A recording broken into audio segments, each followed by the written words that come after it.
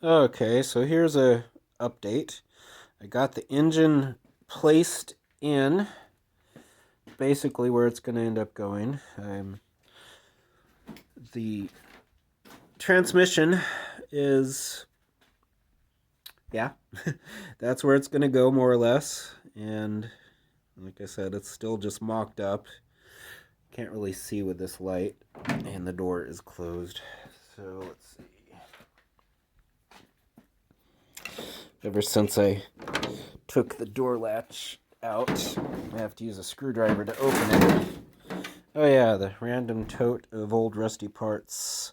The horn is going to go back in its original spot. I'm going to clean this all up, clean it, get rid of all the rust, paint it the semi-gloss black that it probably was originally, and it's going to go mounted right on the firewall.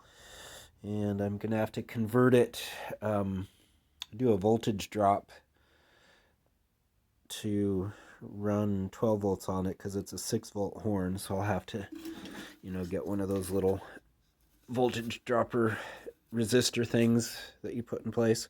I forgot what they're called, but anyway, that's a very doable thing. So here is the transmission, and the crossbeam is going to go like right here on the bottom, and there's where the mount goes. I think it's going to have to go a little higher. Yeah, I think it's going to have to go up just a little higher, which, let's see.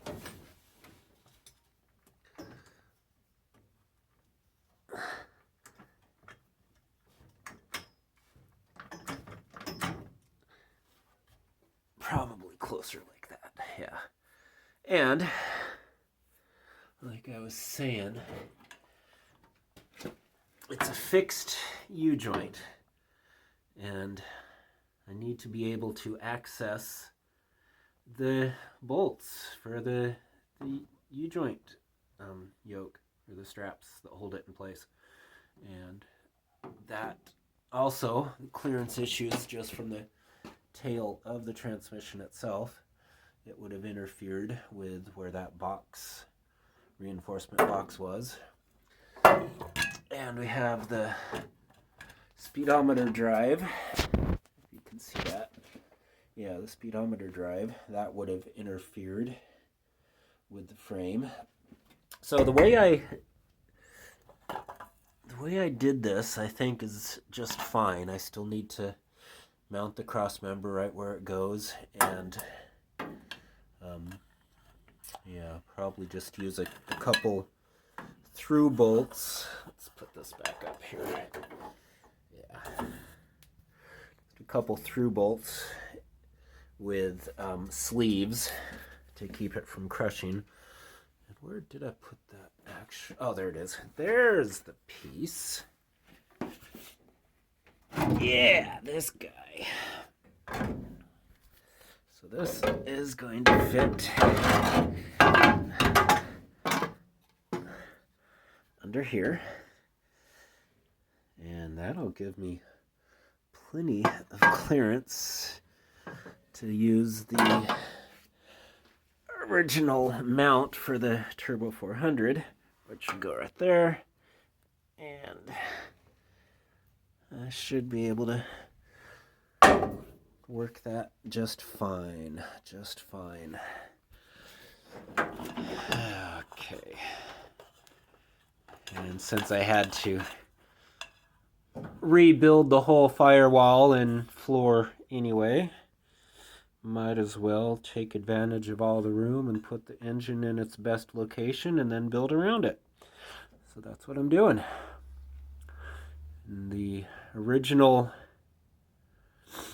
brake master was down there, bolted to the frame and to this cross beam that's now removed. So I'm gonna just do a firewall mounted master cylinder. Might do a power brake booster, one of those small, like 7-inch hot rod style power brake boosters. We'll see. I guess Speedway has a really good deal on them for about $200 for the whole setup. So maybe I'll do that. Maybe not. We'll just go along. Oh, and what I found here is a lot of rust down there. A lot more than I originally thought. And that means, just a second here, let me show you guys what that means.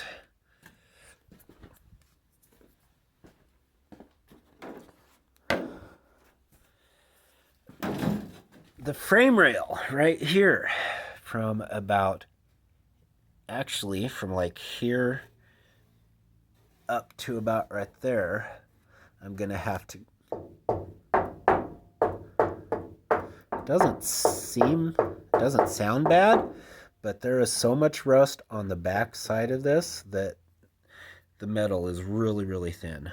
So I'm gonna have to cut that out, and or I could just, you know, grind all the rust away and then put a patch on the outside, but either way I'm gonna have to address the issue.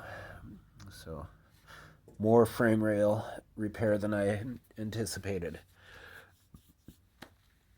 And right now I have it sitting on these mounts, like hot rod style universal engine mounts that I bought several months ago, thinking that they would work, and I'm gonna have to figure out how to use them. Hey, yeah.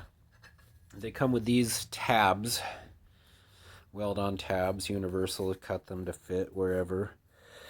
And I'm gonna have to figure out what I was thinking. Use the one on the back side, slice it about right there so it'll be the right length. And then the one for the front side, might be able to, oops. Yeah, just have that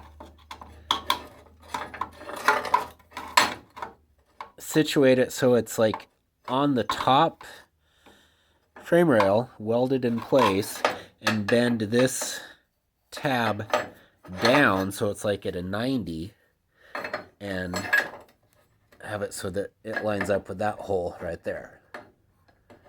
And then it's just welded and sitting flush on the top of this, and that way it'll give me strength, you know, give me support on the back. I mean, yeah, the back and the front. The other idea was weld up some brackets and use these original mounts. I could do that. Then, you know, use like the rubber bushing mounts that go in there, because those are available still. But then I'd have issues. I'm gonna have issues with the bottom hose anyway, trying to make it go down there and then come back up to the radiator. I don't know. Yeah, I think I'll just go ahead and, instead of buying something else, just use what I have, make it work. That's basically the location where the engine's going to go. So next step is going to be welding up the engine mount tabs and getting the transmission mount squared away. Then pull it back out and address all the frame repair and prep and paint and all that stuff. Okay, so that's what's going on. I'll talk to you guys later.